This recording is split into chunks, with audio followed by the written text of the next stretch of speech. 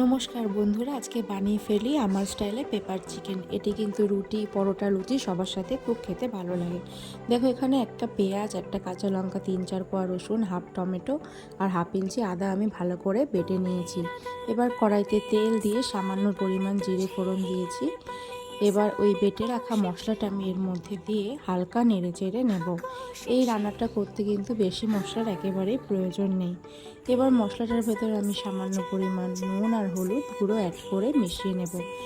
আমি কিন্তু এবার গ্যাসটাকে পুরোপুরি মিডিয়াম ফ্লেমে দিয়ে নিয়েছি। মশলাটা পুরোপুরি ভাজবো না, এর মধ্যে আমি নুন আর হলুদ মাখানো চিকেনগুলো দিয়ে একদম মিডিয়াম হিটে 10 থেকে 15 মিনিট ফ্রাই করে নেব। 10 থেকে 15 মিনিট ফ্রাই হয়ে যাওয়ার পরে দেখো চিকেনটা দেখেছো কতটা রান্না হয়ে এসছে। এবার এর মধ্যে আমি বড় সাইজের একটা ক্যাপসিকাম কেটে রেখেছিলাম, সেটি দিয়ে দেব। দিয়ে আবার একটু ভালোভাবে মিশিয়ে নেব।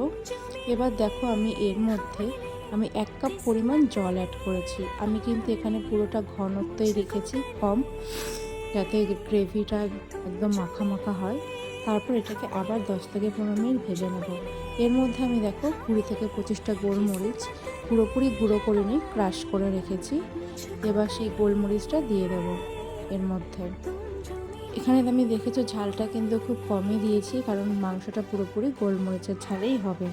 এবার 10 থেকে 15 মিনিট ফ্রাই করার পরে আমি এর মধ্যে নামানোর আগে হাফ পাতিলেবুর রস দিয়ে ভালোভাবে মিশিয়ে দেব।